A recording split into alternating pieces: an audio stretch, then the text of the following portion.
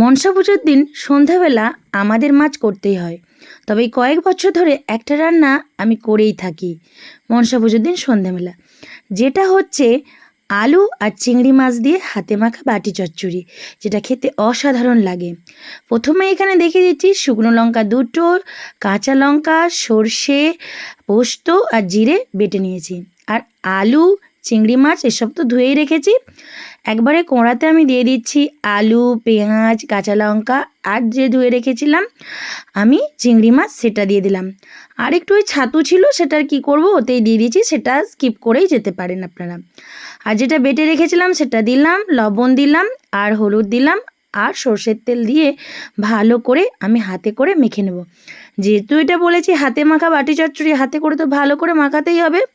তো মাখিয়ে নেওয়ার পর পরিমাণ মতো জল দিয়ে আমি গ্যাসের ঢাকনা দিয়ে ঢেকে আমি চাপিয়ে দেবো।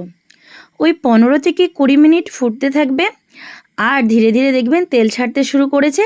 আমাদের এই হাতে মাখা আলু দিয়ে চিংড়ি মাছের বাটি চচ্চড়ি একদম রেডি, যেটা গরম ভাতে অসাধারণ খেতে লাগবে। যদি এই রান্নাটা ভালো লেগে থাকে তাহলে অবশ্যই লাইক, কমেন্ট, শেয়ার, সাবস্ক্রাইব করবেন। ভালো থাকবেন।